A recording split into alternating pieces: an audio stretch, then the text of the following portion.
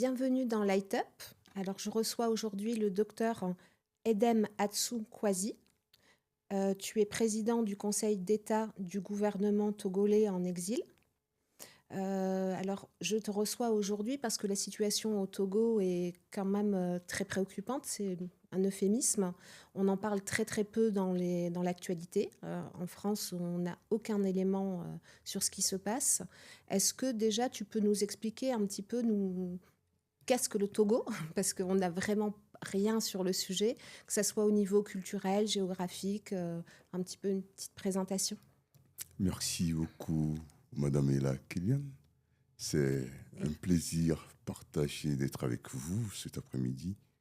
Je voudrais tout d'abord, au nom du souverain peuple togolais, vous témoigner notre profonde gratitude de vouloir porter la voix souveraine du peuple togolais déshumanisé, opprimé, dont le monde a détourné ses regards.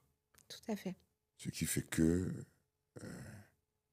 en ma qualité de président du Conseil d'État du gouvernement légitime du Togo en exil, c'est une opportunité précieuse à ce que la voix d'un peuple qui se bat désespérément contre la plus vieille dictature de la France-Afrique, soutenue par les anglo-sionistes et les réseaux mafieux de par le monde, puisse se faire entendre.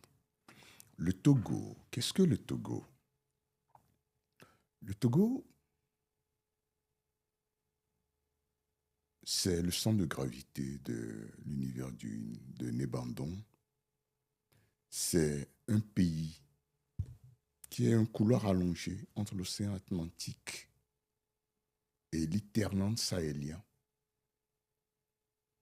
Il est limité au sud par l'océan Atlantique, le golfe de Guinée, au nord par le Burkina Faso, à l'est par la République du Bénin, à l'ouest par la République du Ghana. Le Togo a une superficie de 56 600 km² avec une population de 9 700 000 habitants, suivant les statistiques de cette année 2025, avec un produit intérieur brut projeté pour cette année 2025 par le trading économique, les sources de trading économique, à 9,65 milliards de dollars.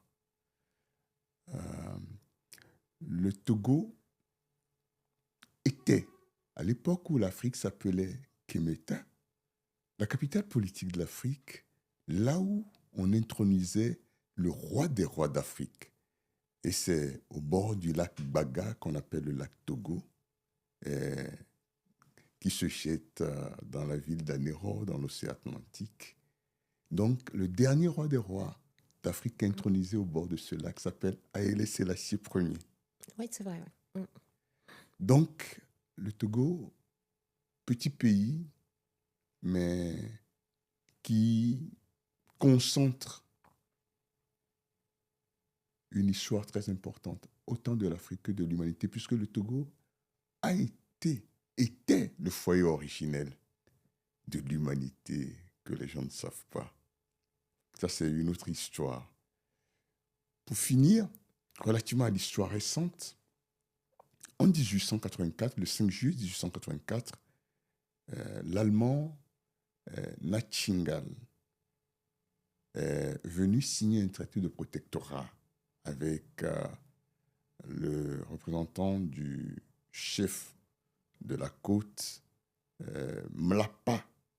Et c'est grâce à ce traité de protectorat que la colonisation occidentale va en sorte rentrer, comme je vous le disais. Ce n'est pas pour rien, ils ont choisi le Togo, parce qu'après va suivre la conférence de Berlin pour dépecer l'Afrique.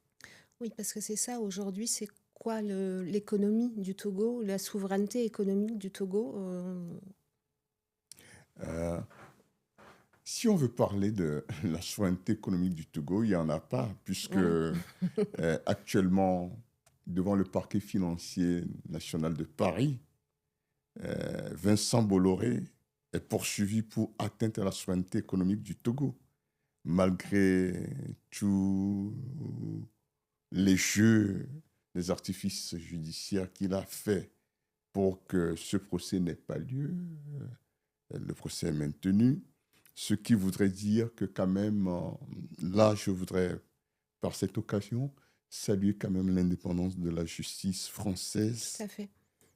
Ce que fait le parquet financier euh, de Paris est très louable quand on sait combien l'élite française corrompue est bien impliquée dans le naufrage économique du Togo via la France-Afrique et tous les réseaux obscurs où la sécurité stratégique des peuples est laissée en second plan par rapport aux intérêts des prédateurs.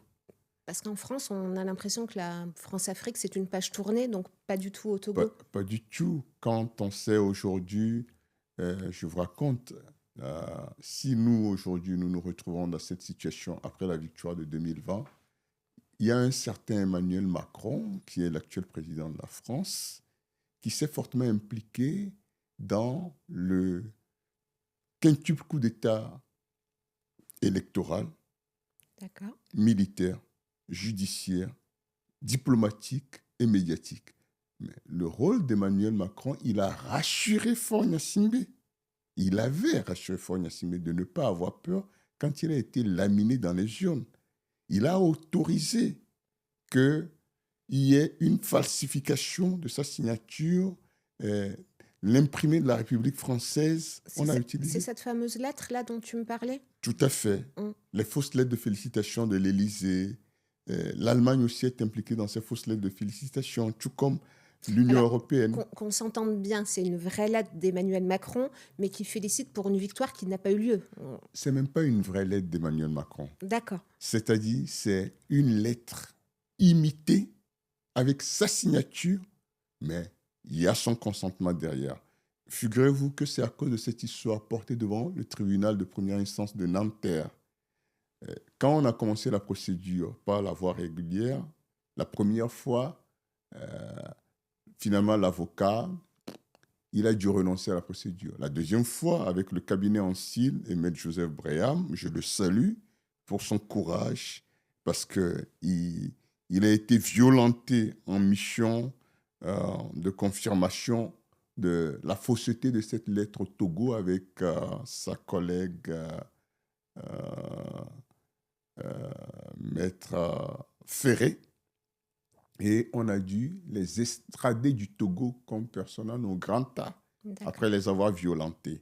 Ils sont venus au Togo, ils sont allés à l'ambassade de France enquêter, parce que s'il y a une correspondance diplomatique, ça se fait par valise diplomatique avec un code d'acheminement. En l'espèce, il n'y avait pas de preuves là-dessus. Ce qui confirmait ce qu'on savait depuis, que c'était des fausses lettres dont Emmanuel Macron était complice, avec surtout le Breton dont lui-même il le qualifiait du patron de la mafia bretonne. Hortefeux. Son ancien ministre des Affaires européennes. Hortefeux. Non, Jean-Yves Le Drian. Ah, Jean-Yves Le Drian, pardon. Jean-Yves Le Drian, qui avait confirmé la véracité de la fausseté de cette lettre. D'accord. Que c'est un courrier, je pense qu'il parlait de courtoisie diplomatique, tout ça. Bref, pour dire, l'élite française corrompue, qui n'a rien à voir avec les intérêts du souverain peuple français, d'ailleurs, qui est aussi opprimé comme le peuple togolais. Peut-être pas dans les mêmes mesures quand même. Tout à fait, pas dans les mêmes mesures. Au moins, votre justice est indépendante et arrive à mettre de l'ordre. Il y a son épée de Damoclès qui est là. On voit encore avec Sarkozy que bon, on ne peut pas tout se permettre en France. Oui. Voilà. Alors qu'au Togo, on peut tout se permettre. C'est-à-dire, tout ce qui n'est pas permis en France, on peut venir le faire au Togo. Bref, cette lettre, ce qui s'est passé en 2025, c'est en 2020, jusqu'à l'assassinat du président, parce que c'est cette procédure pénale où nous avons subi beaucoup de pression de retirer la plainte.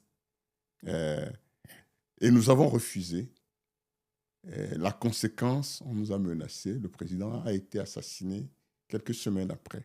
Oui, parce que alors pour faire ce podcast, on a dû prendre des mesures de sécurité parce que tu es toi-même menacé. Tout à fait. Et donc, est-ce que tu peux expliquer qu'est-ce qui s'est passé, pourquoi cet exil et comment se fait-il que le gouvernement en fait n'a pas été reconnu C'est-à-dire, le 22 février 2020, c'était une grande surprise pour ceux qui pensaient que la fraude pouvait encore marcher, puisque quand même, toutes les élections faites au Togo ont toujours été volées avec l'aide de la France, qui conseille, qui met des réseaux, par exemple, dans l'atteinte à la souveraineté économique du Togo, pour laquelle Bolloré, devant le parquet national financier de Paris, euh, il avait, avec son groupe Vivendi, en 2010, euh, fait intrusion dans la campagne politique togolaise indirectement, une moyennant, ingérence? voilà, Ouais, moyennant après le marché du port autonome de Lomé à vil prix. d'accord. Mhm. Donc, ils ont toujours leur montage. En 2020, ça n'a pas fonctionné. Faure Gnassingbé ayant été laminé dans les urnes, a commencé par négocier avec le président légitimement élu, son D'accord. excellent docteur Gabriel Boume Sankodjo, paix à son âme, et lui a voulu le suborner en lui proposant une valise de 10 milliards de francs CFA avec une nomination en tant que Premier ministre avec tous les pouvoirs les plus étendus, ce qu'il a Et ce refusé. qu'il a refusé, ouais, c'est ce que tu me disais. Il a envoyé, en ce moment, il y avait l'ancien archevêque métropolitain de Lomé, Monseigneur Barriga, qui est décédé aussi, paix à son âme, l'année passée, je crois. Et il y avait un proche de Monseigneur Barriga qui s'appelle Révérend Père Amouzou, qu'on avait D'accord. envoyé pour négocier. Donc, dans toute cette histoire, il y a eu beaucoup d'assassinats. Bref, nous avons estimé que, pour une fois, le peuple togolais a, le 22 février 2020, opéré un bascule souverainiste.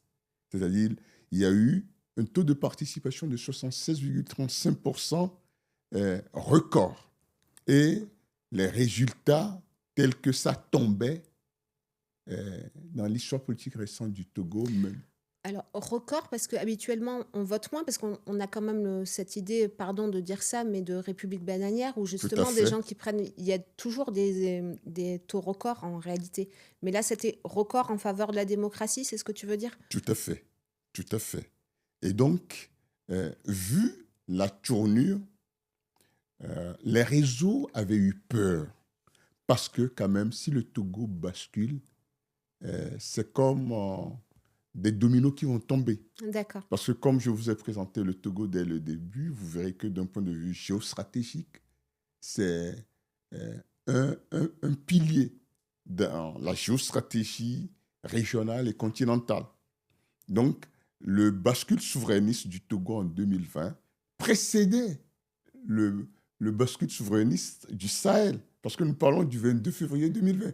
Le 22 février 2020, quand le Togo faisait son bascule souverainiste, dans le Sahel, on ne s'attendait pas à ce qu'il y ait ce vent de souverainisme qu'on connaît aujourd'hui. C'est pour dire que ce qu'on a voulu étouffer au Togo a émergé avec une forme militaire non démocratique, on va dire, dans le Sahel, puisque c'est des coups d'État Dans qui les ont coups d'État. amené à ces bascules souverainistes, alors qu'au Togo, c'est quelque chose qui est pensé.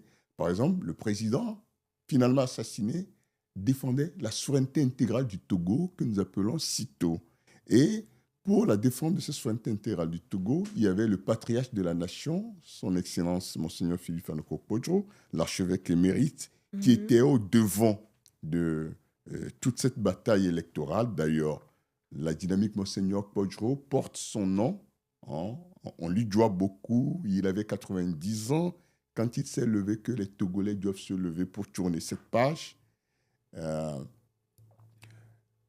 Et Monseigneur Podjo, qui fut, il faut le rappeler, président de la conférence nationale souveraine du Togo, D'accord. président en 91, président du Haut Conseil de la République, le Parlement transitoire de 91 à 94. Donc, on le connaît pour son intransigeance. C'est quelqu'un qui est exemplifié, l'éthique et la dignité. Donc, avec le président Kodjo, qui était Premier ministre de la République, président de l'Assemblée nationale, plusieurs fois ministre, dirigé de grosses structures étatiques. Donc, les deux, c'était quand même des figures clés de la politique togolaise et qui vont amener le Togo vers un renouveau, vers une rupture totale, vers la gouvernance éthique que souhaite le peuple togolais pour une redistribution équitable des richesses nationales. Du coup, ce que la prédation des richesses togolaises, on en viendra sur le plan économique, comme vous dites, parce que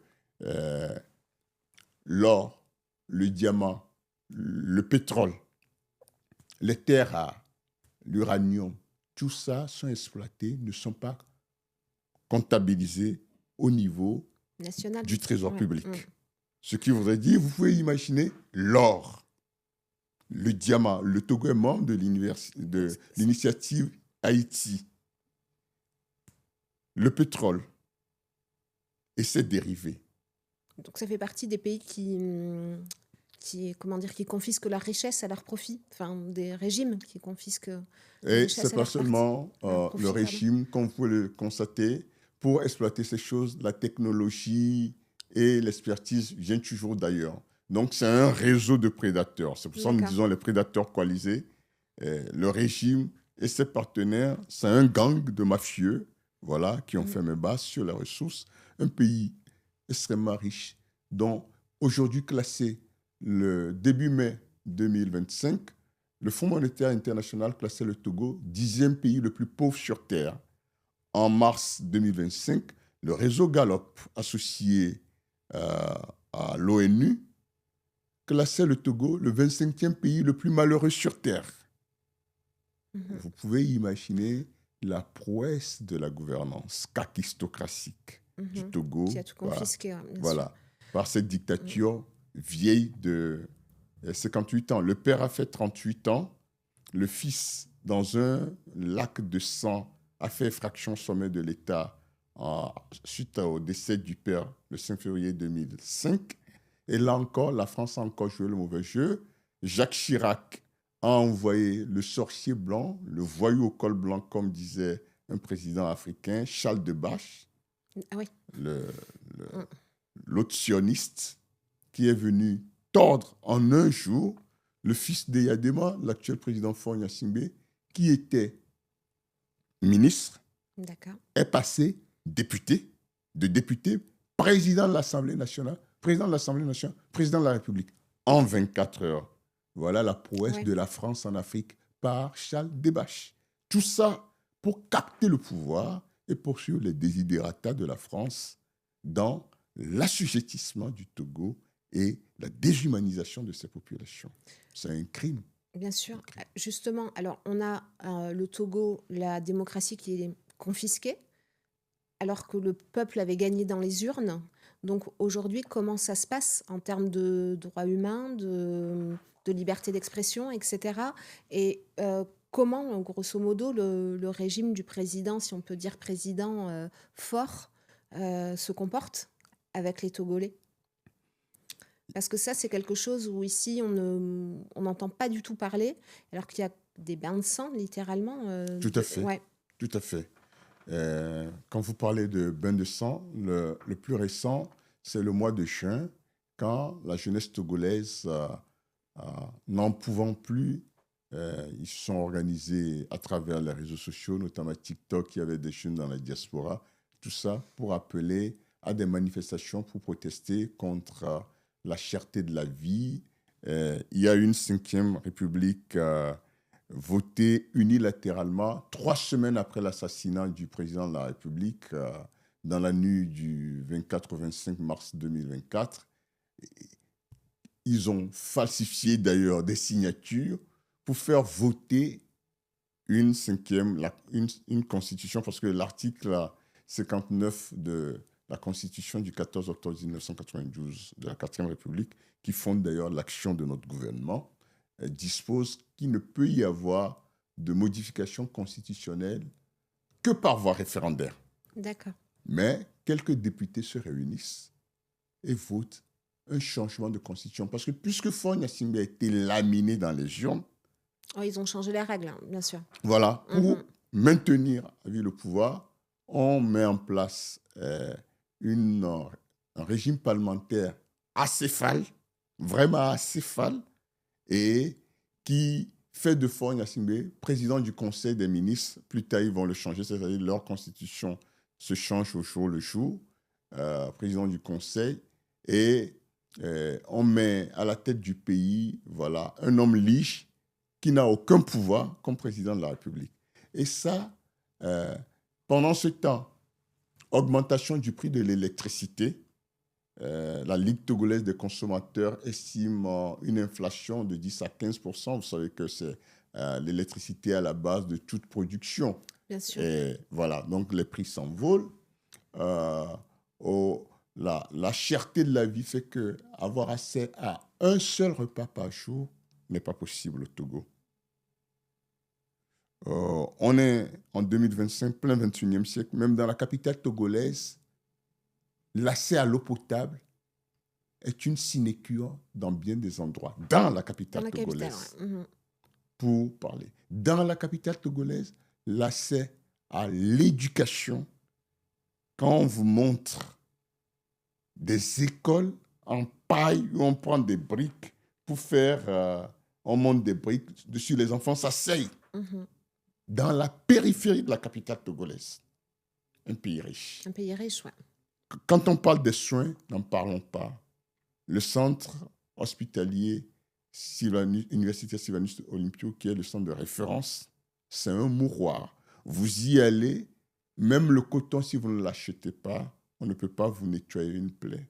D'accord. Donc, j'ai l'habitude de dire à Gaza, qui est sous une pluie de bombes, on est mieux soigné qu'au Togo. C'est pour ça, c'est un cri de cœur que je lance à tous les peuples de la terre, de tourner le regard vers le Togo. Bien sûr. Nous avons, par rapport à cette situation des droits de l'homme, lancé une pétition sur change.org, libérer le peuple togolais et ses prisonniers. Le Togo compte aujourd'hui plus de 113 prisonniers politiques, dont des femmes.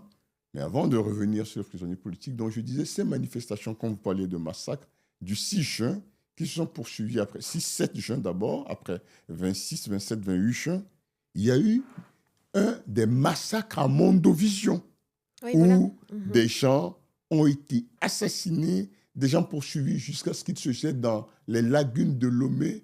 On les a martyrisés jusqu'à mort, des corps sans vie retrouvés après, c'est-à-dire plus d'une dizaine de jeunes assassinés, dont même des mineurs de moins de 15 ans. Parce que des gens réclamaient un peu plus de liberté, de dignité, disaient non à cette constitution acéphale, unilatéralement votée, en violation de la Constitution de la République, en violation des accords dont le Togo est parti, à savoir que ce soit au niveau de la CEDEAO, au niveau de l'Union africaine. Et vous savez qu'il y a un principe de subsidiarité au niveau du droit international aujourd'hui qui fait que tout ce qui est dit par l'ONU est traité au niveau des organisations régionales. Donc, suite à ce massacre à Mondovision, qui rappelle des antécédents de massacres, parce que Faure Gnassingbé, quand il arrive au pouvoir, c'est plus d'1 millier de Togolais qui ont été trucidés. Oui, parce que c'est même pas avec des armes de poing, hein. C'était, pardon, mais du terme, une boucherie, en fait, Tout à comme fait, massacre, hein. tout C'est à fait, c'est euh, d'une violence inouïe. tout à fait, tout à fait. Et, et comme je disais, en 2005 déjà, le rapport du Doudien, commandé par l'ONU sur les massacres ayant précédé l'arrivée au pouvoir de Faure Gnassingbé, que Chirac a demandé de revoir à la baisse, toujours Chirac, toujours la France, hein,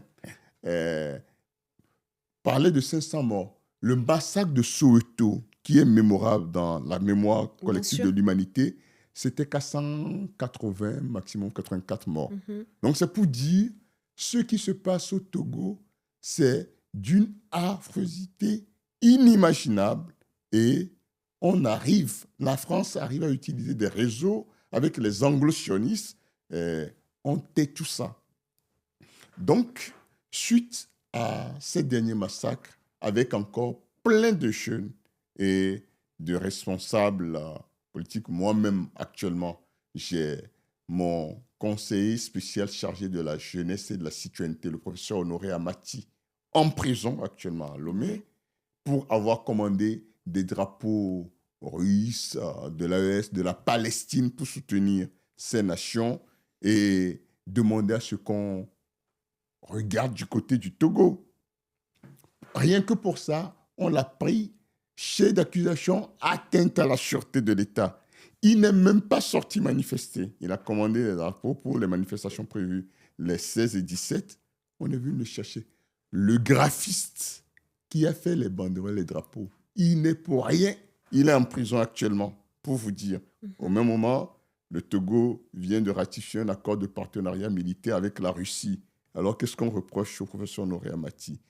euh, pour vous dire un peu les incongruités qui amènent des gens en prison, on sacrifie des vies.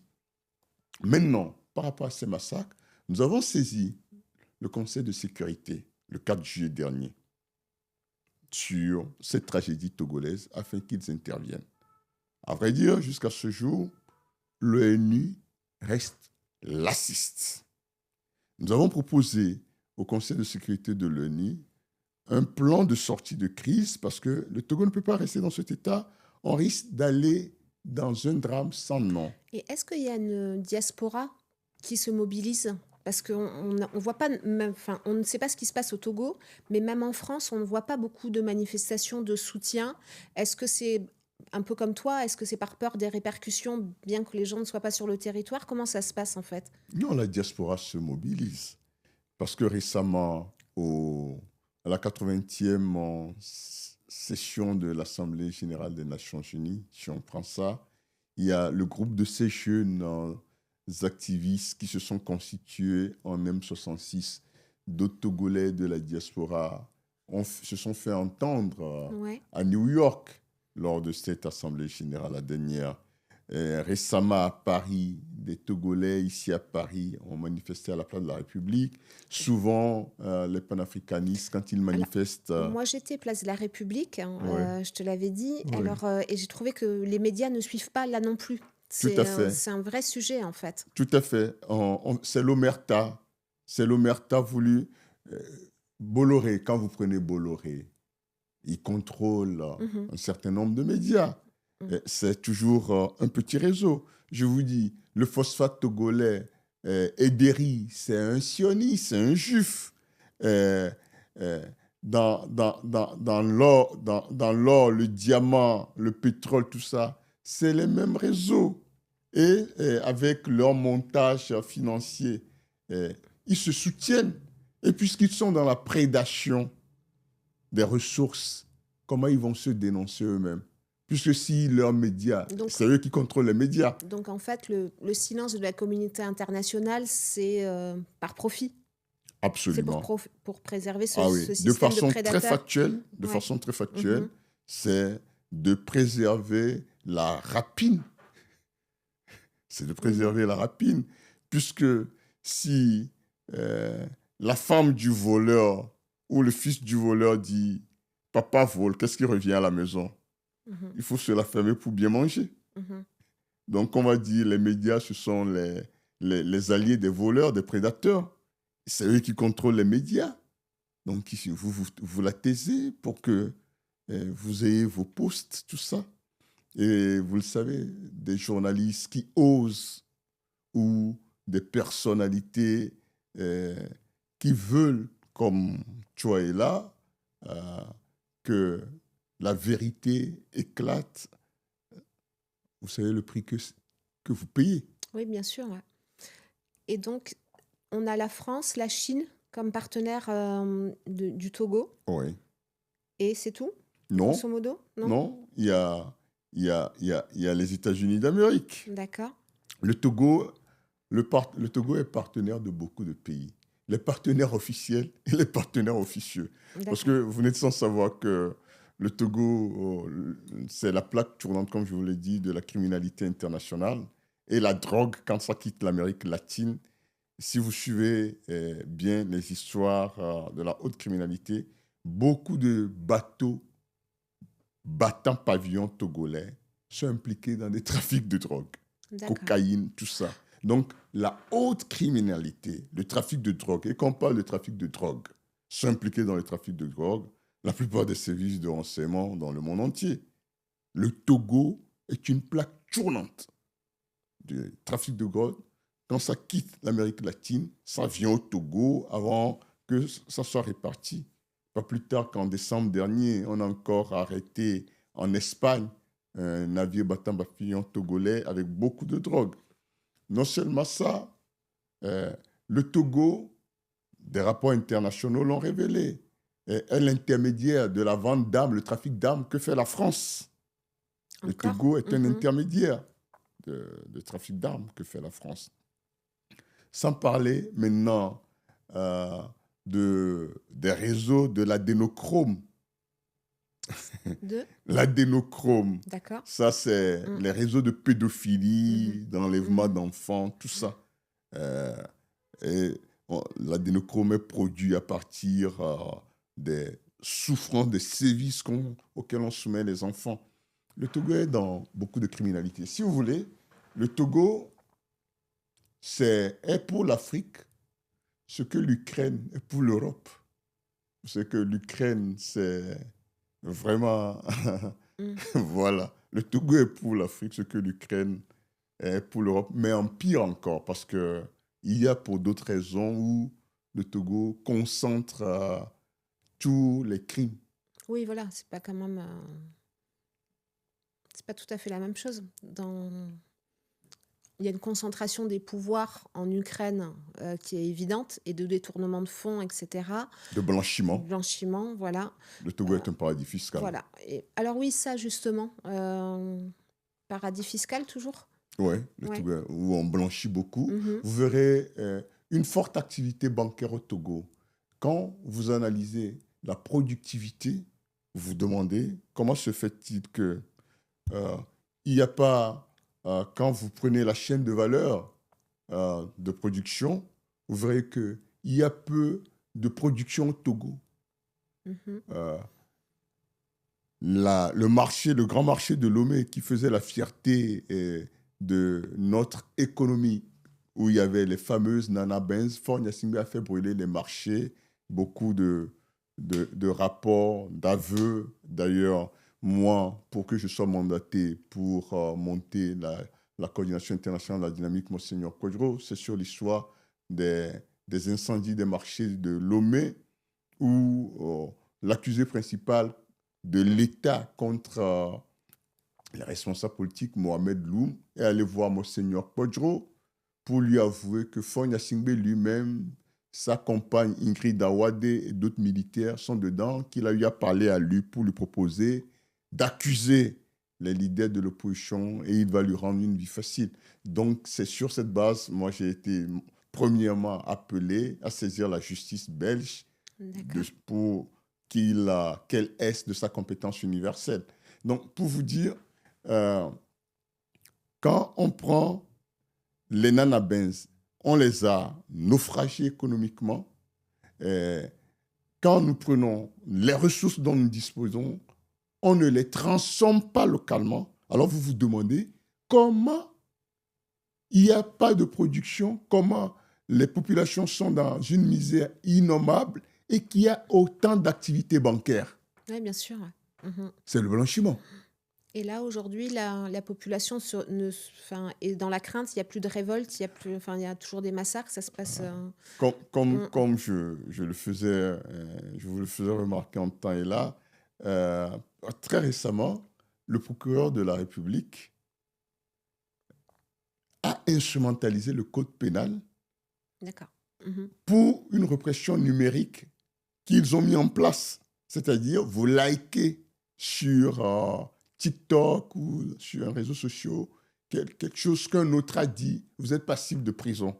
Donc, on a euh, mis une chape de Une chape de plomb plomb, qui ouais. fait que les gens, leurs droits élémentaires, leurs droits élémentaires, déjà la sécurité stratégique de base, à savoir à le logement, la santé, l'éducation, la nourriture, l'énergie domestique, hein, c'est minimum. Avoir accès à un environnement propre. Rien de tout cela n'existe. Et maintenant, le peu de liberté où les gens peuvent s'évader et rigoler, voilà. Ce qui fait qu'aujourd'hui, en matière de droits de l'homme, c'est une régression, une autre pareille, parce que en 1990, au lendemain de la conférence de Bâle, il y a eu le soulèvement populaire du 5 octobre 90 qui finalement nous a amené à la conférence nationale souveraine de juillet à août 91, D'accord. qui a, de cette conférence nationale, est née la 4e République qui a couché la démocratie. Mais tous ces acquis ont été progressivement sapés. Et aujourd'hui, même pour organiser des manifestations, c'est le régime d'information. Mais ce régime d'information, ça veut dire juste vous informer, vous organisez votre manifestation, ce n'est plus ça. C'est comme si c'est un régime de déclaration. Donc, la marche de liberté des populations togolaises est extrêmement ténue. Bien sûr. Une sage-femme qui est activiste, qui s'appelle Grace Koumaï, parce qu'elle est dans le corps médical, elle voit. Bien sûr. Et en portant la voix souveraine du peuple togolais, elle a été arrêtée et d'après les remontées que j'ai eues, même violée avant d'être jetée à la prison civile de Lomé. Et combien sont-ils? Il y a une femme, Dora Djoubedi. Cette femme, lors des manifestations des 6 et 7, 26, 27, 28 juin, elle a donné de l'eau aux jeunes. Son crime, c'est d'avoir donné de l'eau aux jeunes qui manifestaient dans la rue.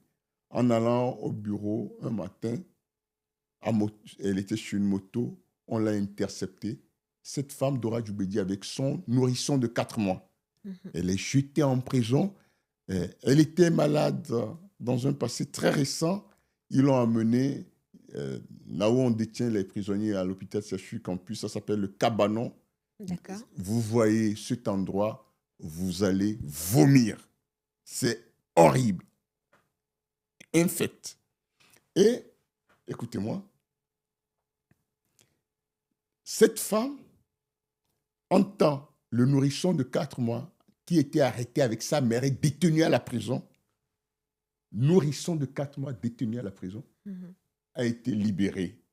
Maintenant, il faut que l'enfant tête sa mère au cabanon. La sœur de ce nourrisson, c'est une mineure. Elle a fait une vidéo pour pleurer et supplier Fogna Simbe et les autres de libérer sa mère. Que sa petite sœur est malade, pleure tout le temps. Personne, ça n'a ému personne. Je profite de ce moment pour interpeller ONU Femmes. Et là, toi, tu es déjà dans le combat pour interpeller toutes les femmes du monde, toutes les mères du monde. Le cas d'Dora Djoubedi est inadmissible. Bien sûr.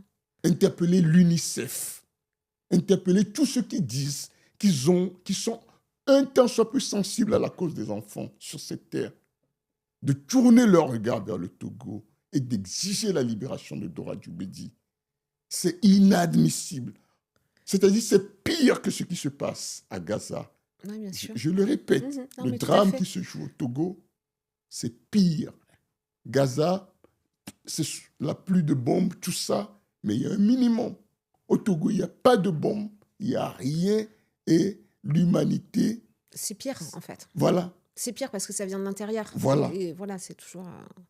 C'est horrible. Donc, pour dire, comme vous pouvez le voir, si les droits de l'enfant, une société dans laquelle les enfants n'ont pas de droits, reflète le niveau de déshumanisation de cette société.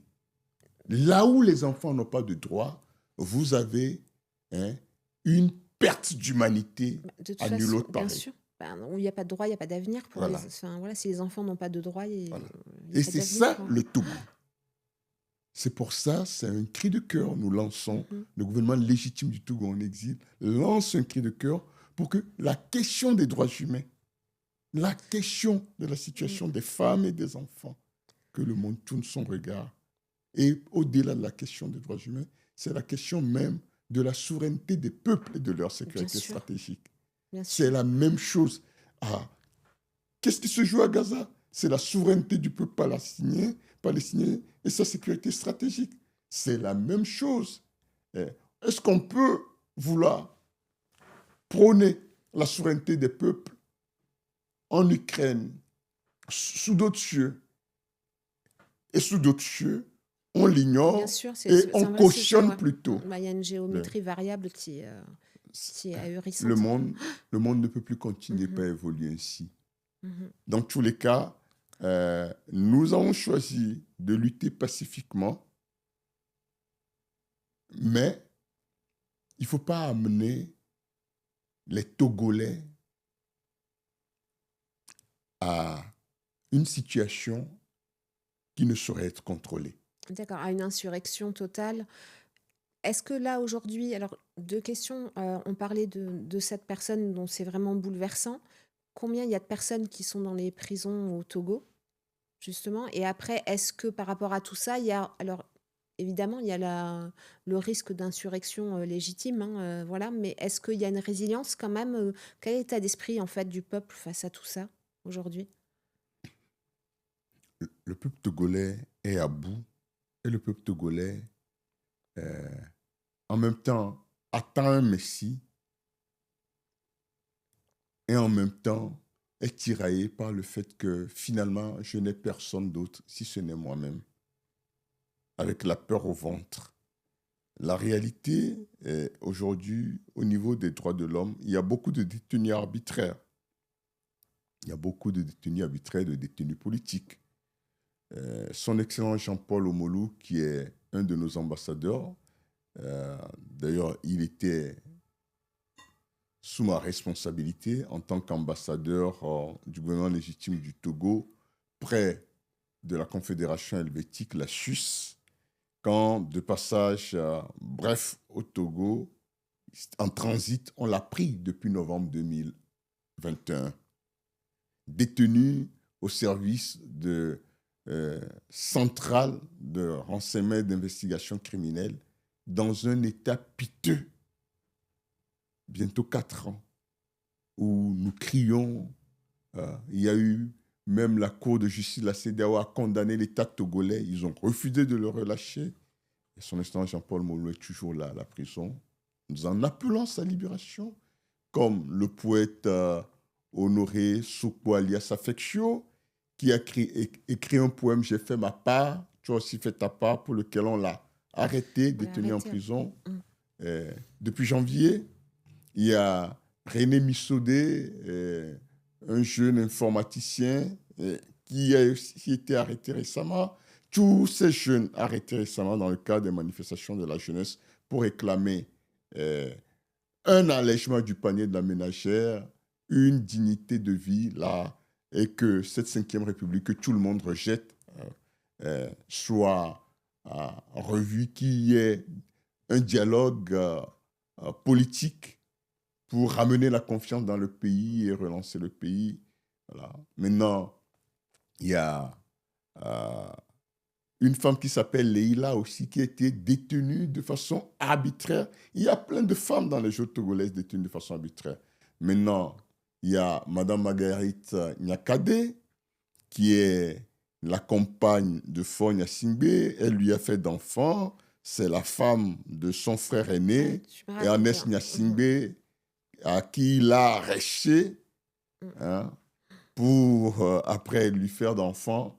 Et maintenant, elle a été arrêtée le 17 septembre dernier dans le cadre de la tentative de coup d'État avortée du 30 août 2025 au Togo, déposée en prison avec son fils, Jonathan Gnassingbé.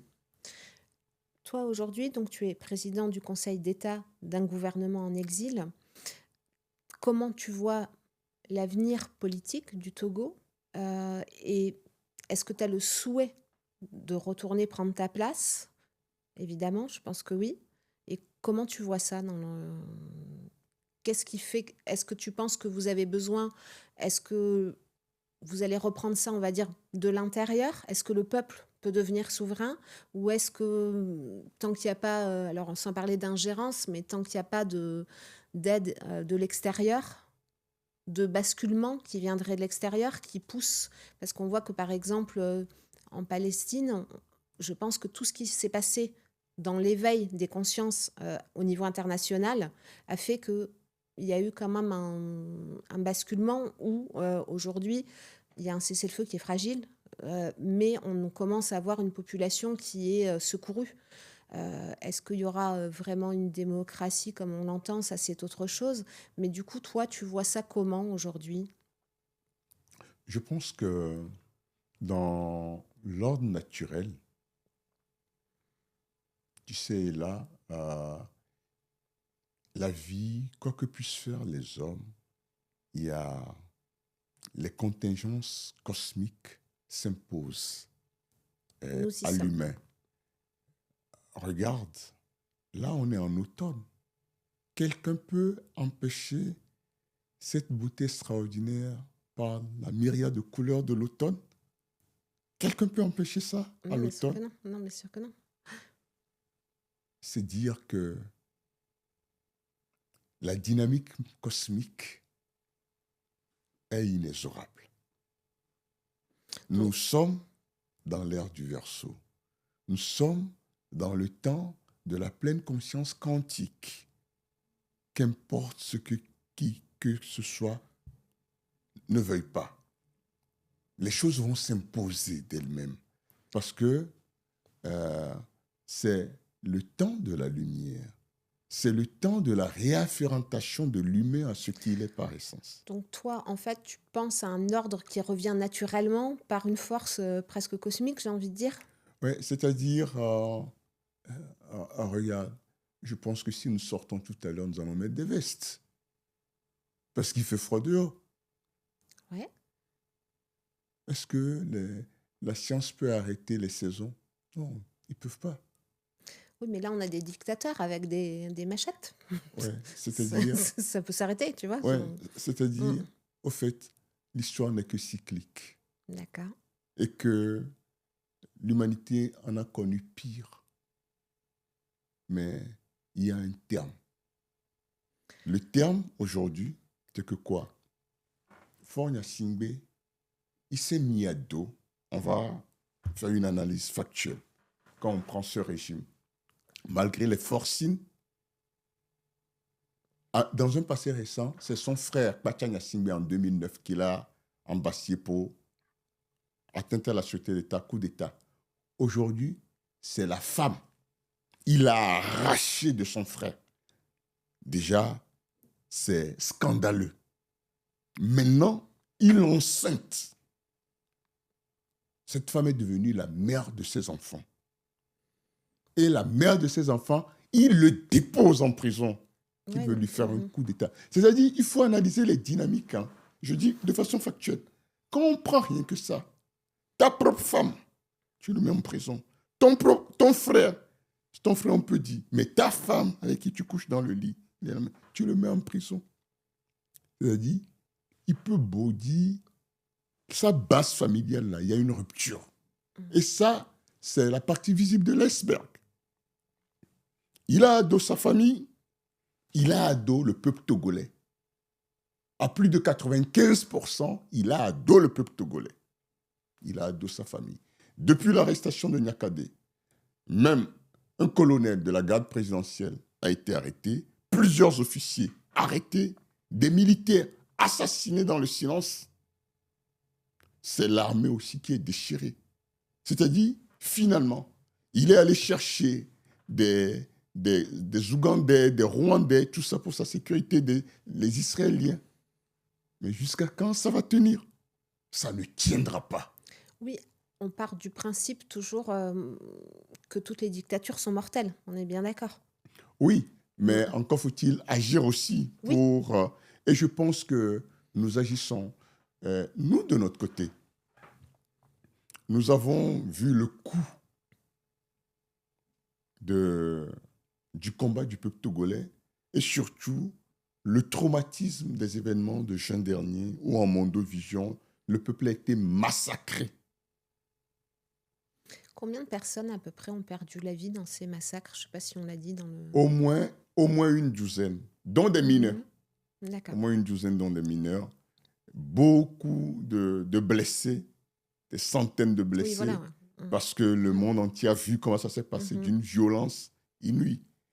Et suite à cela, comme je vous dis, j'ai un de mes collaborateurs, c'est le docteur Senam Ariable Kossi et le professeur Honoré Amati. Finalement, ils ont libéré sous condition le docteur Senam Kossi Ariable et le professeur Honoré Amati est toujours détenu. J'ai le graphiste qui est détenu. J'ai son Excellence Jean-Paul Omolou qui est détenu. Donc, 2 collaborateurs et un allié de mes collaborateurs détenus.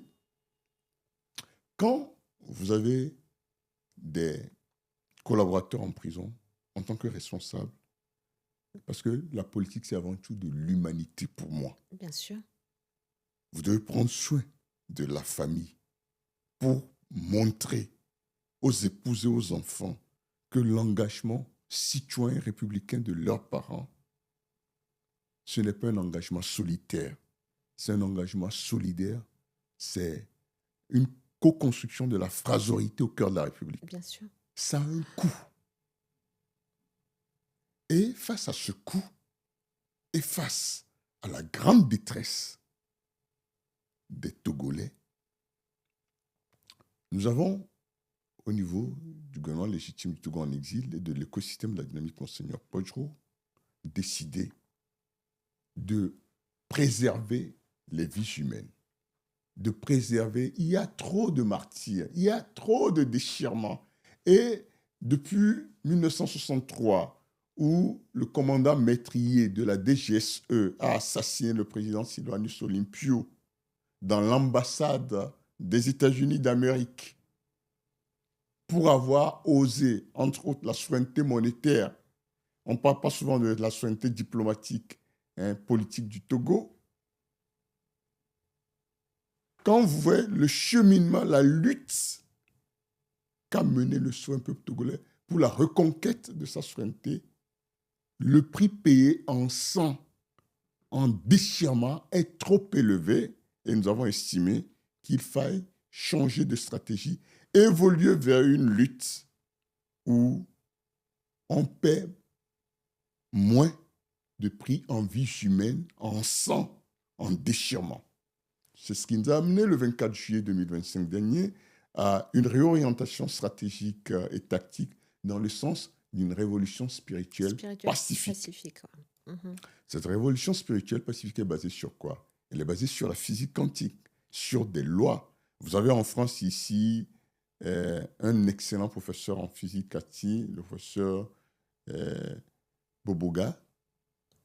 Ouais, il faut taper, c'est un excellent professeur en physique quantique, il peut vous expliquer des choses.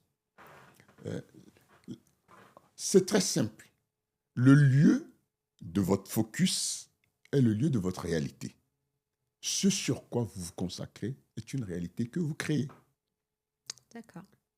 C'est comme on se voit aujourd'hui, et là, tu avais souhaité qu'on soit ensemble, j'hésitais, tu as dit si, mais je pense que ce désir prend forme là, parce qu'il y a un désir fort d'échanger, de se rencontrer, de construire quelque chose. Donc, la loi quantique dit ceci. Si un certain nombre d'individus, à un moment, au même moment, de façon synchronisée, une convergence de pensée qui crée... Voilà, vous allez créer une réalité. Sur cette base, nous invitons les Togolais, nous-mêmes nous travaillons, nous faisons beaucoup de prières, tout ça, mais à participer à cette action qui nous permet, sans qu'il y ait de blessés, de détenus politiques, de morts, de matérialiser ce que nous voulons. Parce qu'il c'est réel. Il y a eu des études faites un peu partout dans le monde qui ont prouvé que oui, dès que un certain nombre d'individus se mettent ensemble pour penser une réalité, ils créent un égrégore. Et plus un égrégore a besoin de 3 semaines pour être créé, et plus cet égrégore est entretenu, devient puissant, cet égrégore va se manifester comme vous le voulez. Donc, nous sommes dans une démarche scientifique, mais comme le Togo est un peu profondément croyant, la large adhésion va faciliter, hein, l'avènement de ce que ce peuple souhaite depuis des décennies, sans que nous ne payions encore ce lourd tribut du sang que nous payons depuis des décennies. Et juste pour conclure cet entretien qui est vraiment passionnant, est-ce qu'aujourd'hui tu as peur pour toi personnellement? Comment tu vis ça en fait?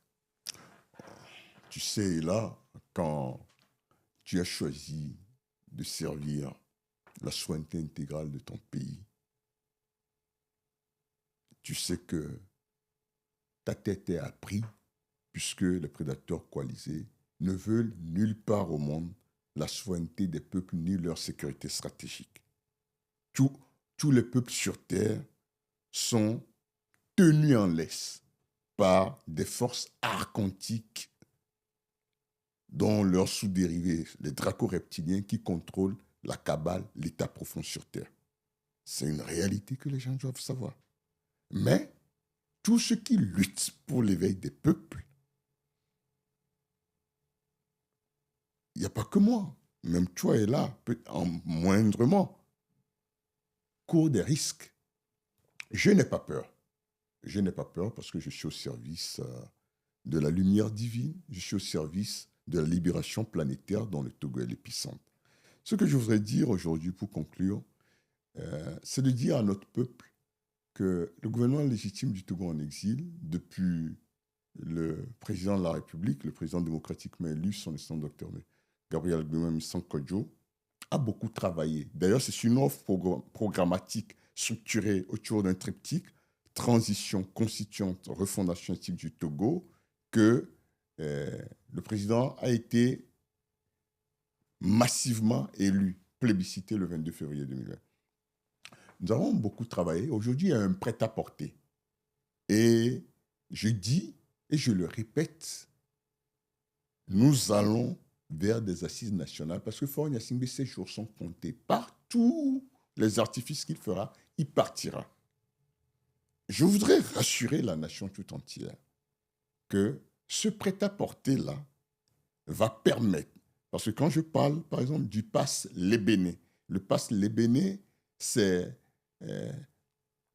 une mesure qui couvre 9 besoins fondamentaux afférents à la sécurité de base, à savoir le logement, Ouais.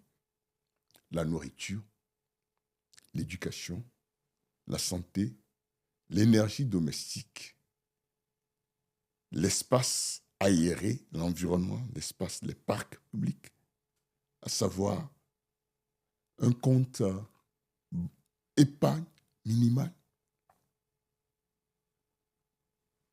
Nous allons le garantir. Nous avons pris un décret que toutes les naissances depuis le 1er janvier 2025 au Togo, tous ceux qui sont nés au Togo seront bénéficiaires d'une allocation de naissance de façon rétroactive. L'enfant aura droit à un compte épargne. La mère aura droit à un soutien pour la layette. Le père aura droit à un soutien pour la parentalité. Nous avons pris plusieurs décrets portant, que ce soit au niveau des martyrs, au niveau des victimes ou des ayants droit, les restaurer dans leur dignité, les accompagner par des mesures sociales. Nous avons pris le décret, un des décrets les plus importants, de rétablissement de la loi 62-20 du 12 décembre 1962 portant création de la Banque centrale du Togo, dont la monnaie togolaise est adossée à l'or. 12 décembre 62, 13 janvier 1963, Olympie est assassiné. C'est pour vous dire le lien étroit Bien sûr. entre cet assassinat et cette initiative. Nous avons rétabli ce décret. Et donc, le professeur François Ndengwe, qui était un des conseillers de Muammar Kadhafi sur la question de la monnaie unique africaine, conseillait le président avant son assassinat. Je l'ai instruit de travailler sur l'actualisation de ce dossier. Parce que l'avenir de l'humanité, au moment où on est en train de jouer et que s'annonce dans les semaines à venir un embrasement de l'un des foyers producteurs de l'énergie fossile qu'est le pétrole. Et vous savez que le dollar est arrimé au pétrole. C'est pour ça qu'on dit pétrodollar. Le pétrodollar. Donc, la question de la réserve de l'or du Togo se pose aussi. Et nous allons par tous les moyens rétablir le peuple togolais dans sa dignité. Plus important, il y a un collectif budgétaire. Le collectif budgétaire, à savoir les ressources de l'or, du pétrole, du diamant, des terres rares, tout ça, qui ne sont pas comptabilisés au Trésor public. Nous allons immédiatement que cette transition est ouverte, faire un collectif budgétaire et sur la base de ces ressources, nous allons financer tous les besoins nécessaires pour garantir un mieux-être quotidien à nos populations. Au niveau du secteur tertiaire et informel, nous avons pris des dispositions pour que on a beaucoup de taxis-motos au Togo, on a plus de 1,5 million, environ 3 millions dans le secteur tertiaire, on a pris des dispositions aussi pour les aider. L'autre chose, indépendamment des assises nationales attendues au niveau politique par les populations, pour mettre en place une constituante pour un nouveau contrat social, parce que le peuple togolais ne veut pas de cette constitution unilatéralement votée, et indépendamment de ce volet politique. Vous savez, la refondation d'un pays, ce n'est pas des incantations. Alors, nous convoquerons les assises de l'innovation et de l'excellence stratégique à IES, qui va rassembler l'élite togolaise avec les partenaires qui vont penser vraiment de façon très technique et managériale comment les ressources localement, on va améliorer la chaîne de valeur pour que nous soyons des producteurs, les infrastructures qui vont accompagner tout cela. Donc, on va créer 6 pôles d'excellence répartis dans chacune des 6 régions. L'université polytechnique Monseigneur Podjro, parce que la Polytech, vous ne pouvez pas avoir le développement, relancer un pays sans la Polytech. L'université polytechnique Monseigneur Podjro, en mémoire à la grande œuvre du patriarche de la nation dans son village natal à Badou Tomegbe. Et maintenant, au niveau touristique, nous entendons créer le mémorial des bâtisseurs, la place de la souveraineté intégrale du Togo, le parc des souverainistes. Nous entendons mettre en place le monument, parce que ça c'est important pour l'avenir de l'humanité, le monument de l'alliance interplanétaire et interstellaire, et pourquoi pas, tout proche, la cité multivers, qui sera une cité futuriste qui n'a jamais existé nulle part sur Terre. Parce que aujourd'hui, dans cette ère du Verseau, où l'humanité retourne, va connaître son âge d'or et retourne au fondamental de la vie humaine, qui est les relations, l'amour, les relations harmonieuses entre les peuples. D'ailleurs, au niveau diplomatique, nous promouvons la diplomatie de l'amour et de la souveraineté.